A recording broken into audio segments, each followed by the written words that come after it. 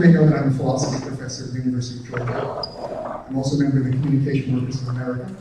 We're trying to organize all the employees at the University of Georgia, and I ran for Congress in 2018 on a job guarantee social rights agenda. It's a pleasure for me to be here.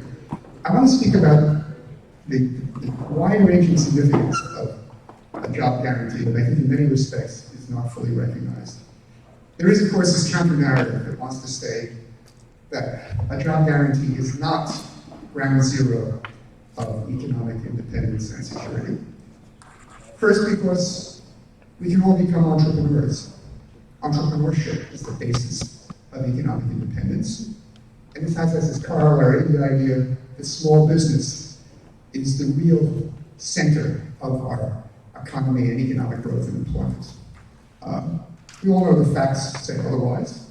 About 95% of those who earn a living are employees. And according to US government figures, of the so-called 30 million entrepreneurs, 82% do not employ anyone. They're actually piece workers selling some good or service, and they're barely making what would be a fair minimum wage.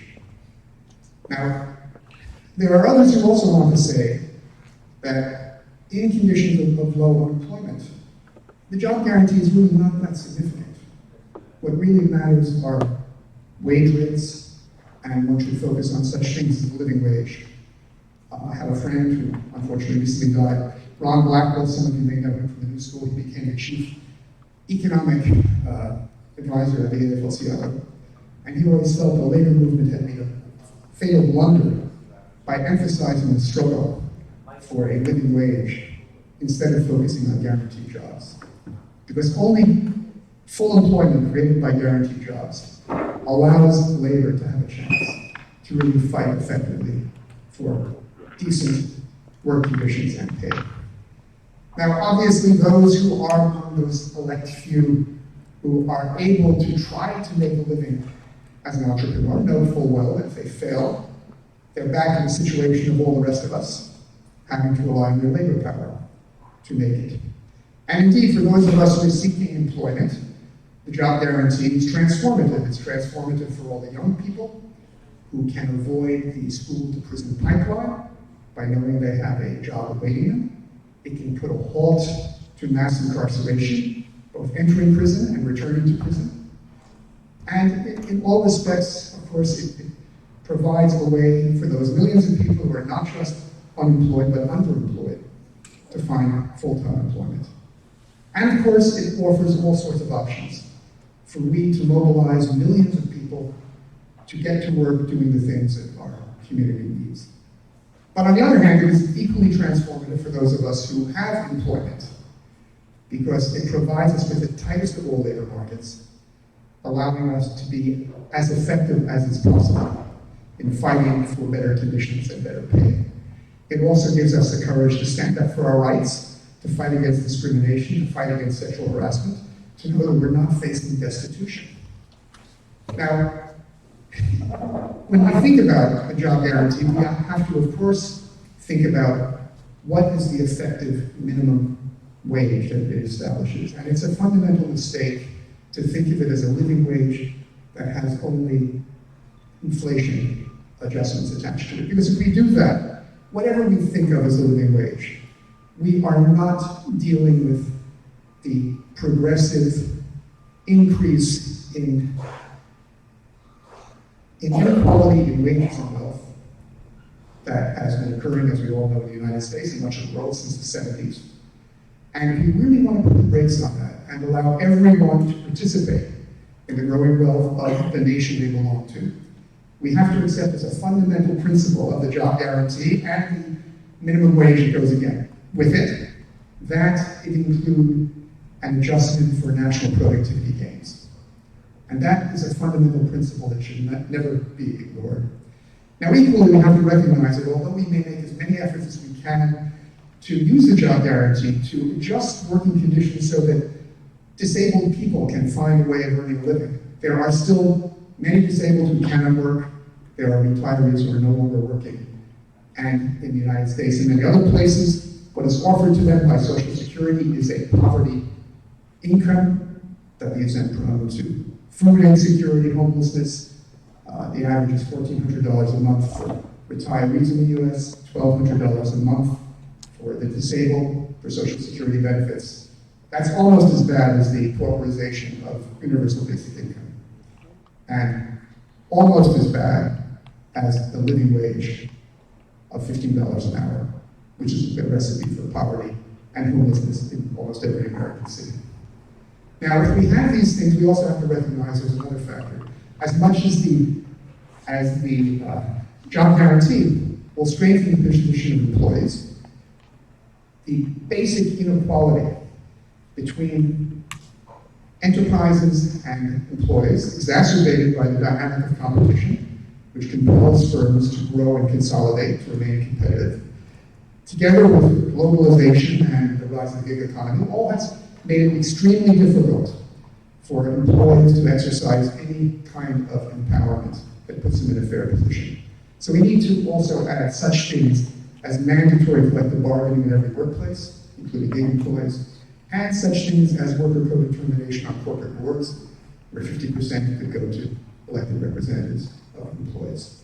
Now, all of these measures together, job guarantee, fair wages tied to productivity gains, equivalent replacement income for those who cannot work, and fair employee empowerment, represent a tremendous step forward in eliminating the bases of lingering racial disadvantage, because obviously we eliminate the disproportionate unemployment levels of minorities by eliminating unemployment for everyone.